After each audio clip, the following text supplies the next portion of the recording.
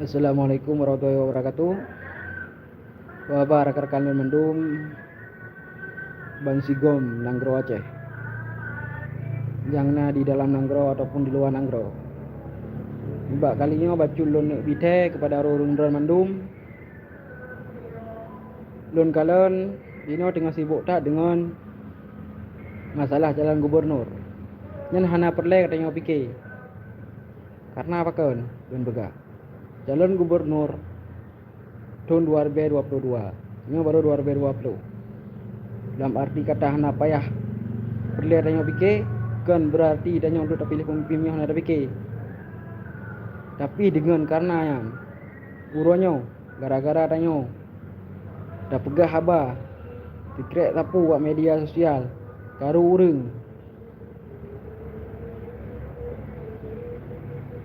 pakan karu urang gaduh dah adu domba pegah ponyo hana bereh poji hana bereh cuma jino kata kalian Aceh padu menatrip kah MOU Helsinki punah hasilnya tapi belum seberapa dalamnya 1%. Makanya orang yang tanya harus sadar bek sibuk dan untuk urung-urung yang nak jalan draw oleh pemerintah Aceh hana payah letak gede nomor-nomor urut hana payah letak jalan gede menyabak long sip nomor urut 1 nomor urut 2 pakal dan pegah menan Menyo betul-betul nani untuk mensejahterakan masyarakat, mensejahterakan rakyat dalam Nanggro Aceh ni. Bek nejak calon drone ramai-ramai kenan. Bek ho yang merurun. Bek apa-apa bangai pejak ke gubernur. Dan di kedai api. Waktu kata pilih gubernur. Dah yang ikun di hati tu. Pakan dan pegah menan. Uranya orang yang lidah pilih tak salah. Pakan dan pegah tak salah.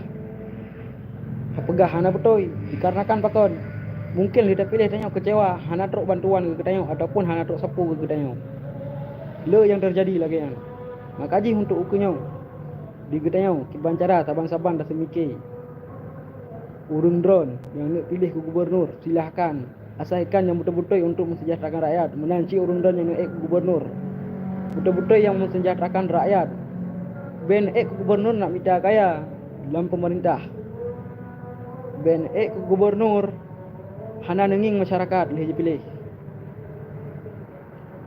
Lagi jino putra yang terasakan jino. Aceh nomor sah dan miskin di Sumatera. Pukul kedai hana male. Peng dung mijuk ke Aceh tapi pakan gasin. Orang yang bangsa tak salah hati pemerintah, salah hadro rawai, pakan tanya pilih. Menyo betul-betul untuk mensejahterakan rakyat, menyo betul-betul memang untuk nepegat Acehnya yang lebih hebat, yang lebih hijrah untuk uke, maka aji hilum sampo. Tahun 2022 gubernur bela letak nomor urut. Saya buah nomor urut mentang. Yang betul-betul tim semikir ke rakyat. Mikir kira han sanggup BNI. Mikir kira sanggup naik silahkan.